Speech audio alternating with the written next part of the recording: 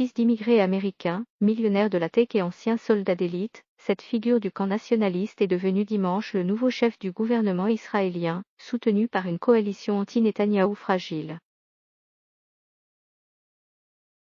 Une nouvelle page de l'histoire d'Israël cesse de tourner, dimanche 13 juin.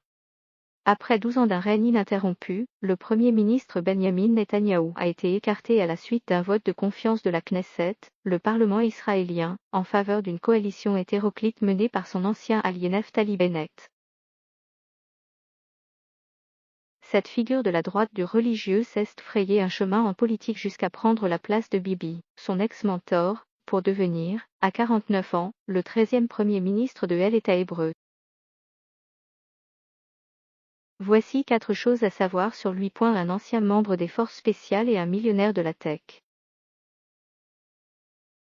Né le 25 mars 1972 à Haïfa, Naftali Bennett est le fils d'immigrants américains venus en Israël à la suite de la guerre des 6 jours. Après avoir passé une partie de son enfance à Montréal, Canada, à cause de la carrière de son père, il revient s'installer avec sa famille dans son pays natal.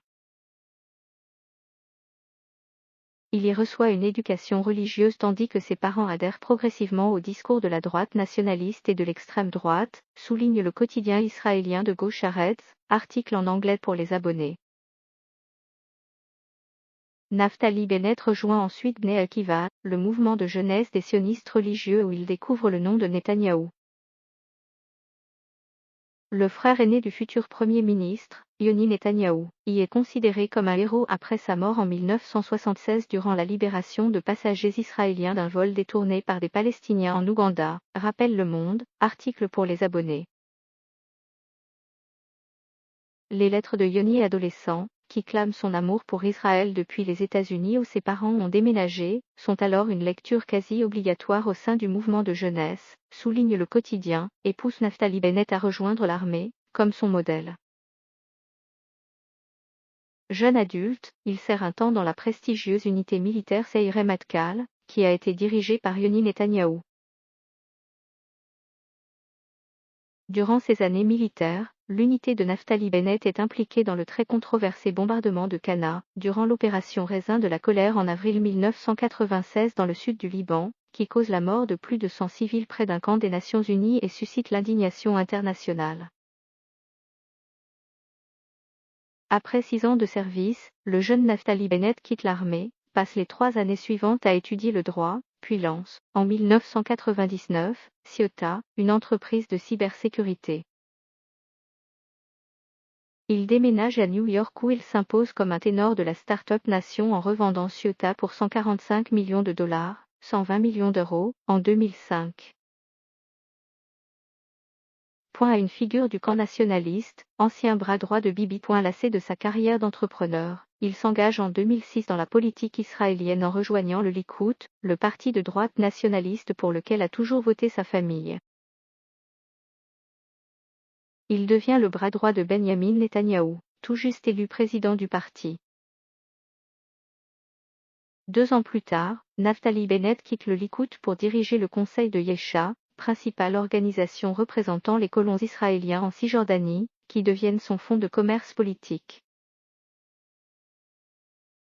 En 2012, il prend les rênes du Foyer juif, le parti historique des colons. Ce dernier se greffe en 2019 à d'autres micro-partis pour former la formation Yamina, à droite, dont Naftali Bennett devient le chef, laissant les discours les plus radicaux à de nouveaux partis plus extrémistes encore. Tout au long de cette période, l'homme politique multiplie les propos nationalistes. Selon lui, il n'y a pas d'occupation israélienne en Cisjordanie car il n'y a jamais eu d'État palestinien. S'exprimant à propos de prisonniers palestiniens, il affirme également que les terroristes doivent être tués, pas libérés. Durant un débat télévisé, en septembre 2010, il lance au député arabe israélien Ahmad Tibi, « Vous les Arabes grimpiez encore aux arbres quand un État juif existait déjà », rapporte Le Monde. Par ailleurs, Naftali Bennett prône à la fois un ultralibéralisme économique, une certaine ouverture sur les questions de société, mais aussi l'annexion de près des 2 tiers de la Cisjordanie, territoire palestinien occupé par Israël. Il est devenu une figure incontournable du camp nationaliste, expression consacrée en Israël pour désigner ceux qui penchent du centre droit jusqu'à l'extrême droite. Un habile stratège avec très peu d'idées et beaucoup de slogans. Naftali Bennett a su jouer de son image de nationaliste acharné, même si les observateurs de la politique israélienne mettent parfois en doute ses convictions. Il s'est rapidement imposé comme l'incontournable faiseur de roi des coalitions formées par Benyamin Netanyahou. Je suis dans une position confortable, toujours un peu à la droite de Bibi. Quand je m'exprime sur les questions diplomatiques ou sécuritaires, il va finir par monter d'un cran pour me rattraper, disait-il lorsqu'il était encore son ministre. Il s'est ainsi trouvé une image faite sur mesure pour un public qui cherche désespérément un remplaçant légitime à Netanyahou, note auprès de l'AFP Evan Gottesman, directeur adjoint de la politique et de la communication au sein du groupe de réflexion Israel Policy Forum. Pourtant, Naftali Bennett, qui a détenu 5 portefeuilles ministériels depuis 2013, dont celui de la Défense, 2019 à 2020, n'a jamais montré d'ardeur particulière à transformer ses déclarations en véritables projets politiques. Marié à Gila Bennett, pâtissière de formation et laïque, ce père de 4 enfants, qui porte la kippa tous les jours, suit une pratique stricte du judaïsme, toutefois teintée de modernité. Il a vécu hors mariage avec son épouse, et préfère habiter Ra'anana, une banlieue riche de Tel Aviv, plutôt que les colonies israéliennes, souligne Haaretz.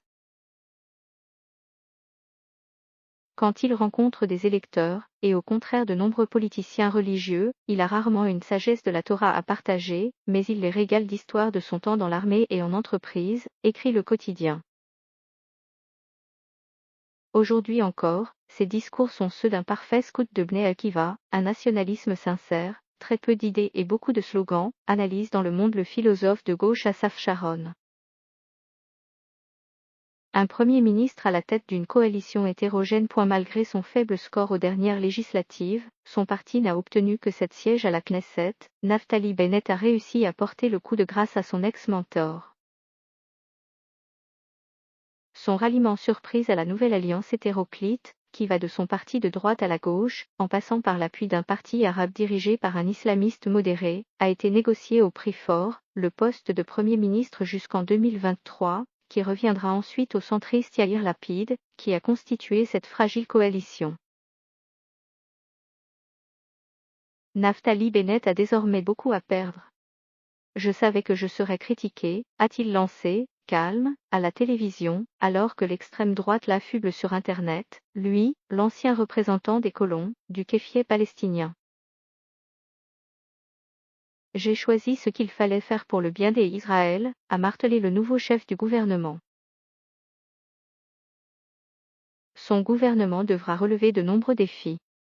En présentant à la Knesset les grandes lignes de son mandat, Naftali Bennett a affirmé que sa coalition ne laisserait pas l'Iran se doter de l'arme nucléaire, assurant que son pays se réserverait une liberté totale d'action contre son ennemi juré qui se défend de chercher à obtenir l'arme atomique. Le gouvernement devra aussi trouver un terrain d'entente sur la relance économique post-pandémie. Il devra également gérer la question palestinienne, et ce, dès son entrée en fonction, alors qu'a lieu mardi une marche de l'extrême droite israélienne à Jérusalem-Est, secteur palestinien occupé par l'État hébreu. Le mouvement islamiste Hamas, au pouvoir dans l'enclave palestinienne de Gaza sous blocus israélien, a évoqué de possibles représailles si cette marche se tenait près de l'esplanade des mosquées.